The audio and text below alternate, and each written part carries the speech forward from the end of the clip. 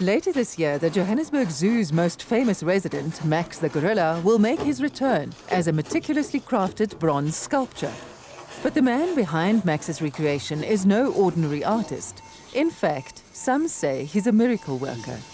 Professor Lawrence Cleft is a world-renowned plastic surgeon, and most of his patients are only a few months old. In October 2005, 4-month-old Ethaniel van Zyl began the first of a series of operations at Johannesburg's Park Lane Clinic to repair a cleft lip and palate. It's a birth defect that affects 1 in 800 children, caused when the lip and/or palate fail to join. The children almost invariably have absolutely nothing else wrong with them. They're mentally fine. They're going to do whatever they want to in life. And it's a period that you have to go through where we help to repair this. Surgeons like Professor Cleft and his team are so determined to fix as many clefts as possible that over the last 2 years they have been offering their services for free to underprivileged families. Patients look at this and say, look, there's a free program going in here. There must be a hitch. Patients come and say, it's almost too good to be true. How come you're doing it for nothing? The operations cost between 20 and 30,000 rand each, and with every child needing up to 3 of those, it's no wonder that some families have had to take out a second bond. Were it not for the free program offered here at the Park Lane Clinic, families like the van Zyls would probably just have to live with it. Surviving on just over 1,000 rand a month from a child grant and her own disability grant, Ethel van Zyl joined a lengthy waiting list at a government hospital. As jy dit in Pretoria sou moes doen, hoe lank sou dit vat? Ons weet nie, daar was 'n 2 jaar waglys wat jy moet volg. But then Ethel read a newspaper article about Park Lane Clinic that instantly changed their lives. Dr. Cleft het my regtig verbaas toe hy my sien en vir my sê oor 2 weke is jou eerste operasie. Dit was soos gonnetjies, hoe kan jy dit nou vir my sê? Ek sou vir 2 jaar waglys. To delay it for 2 years could have an effect on his ultimate prognosis.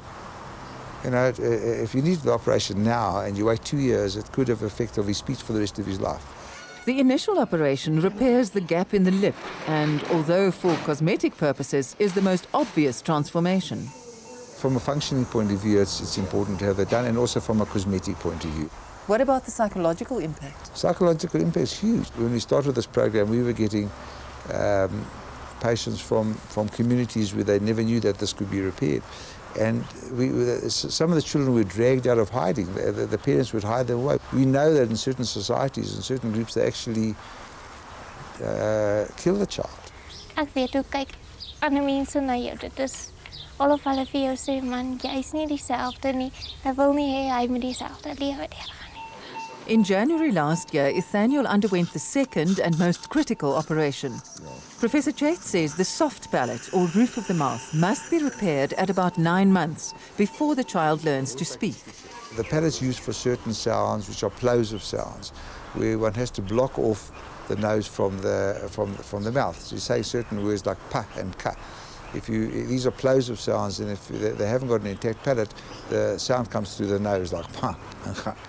So very frequently these children have to have extensive speech therapy after repair. The program was the brainchild of Lawrence Cleft and fellow surgeon Anwar Kadwa, but tragically Dr. Kadwa performed his last ever operation on October the 5th last year. In a story that has gripped Johannesburg, Dr. Kadwa and his wife were found dead in their home, and at the time this program was recorded, their children were on trial for the murders. Yet, despite this tragedy, the free program has continued to grow, attracting corporate donors and medical specialists. We have 2 ENT surgeons, 2 speech therapists, a social worker and an orthodontist. And once a month we meet for a couple of hours and we look at the patients, and it's become like a unit where it's not only the operations but everything else is involved as well.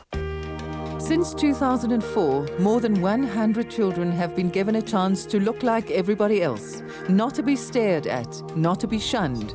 More than that, a chance to smile. Dit was vir my amper of die dokter my 'n nuwe babietjie gee, want hy's glad nie dieselfde. Sy hele gesiggie het 'n ander vorm aangeneem. You see the parents' faces when the child comes out. I mean, they just walk around with a smile on their face. The parents start crying. Everybody, the whole theatre starts crying. I mean, everybody's like, listen to me, I'm crying. But it's wonderful. It's a wonderful feeling that you can actually do this for people.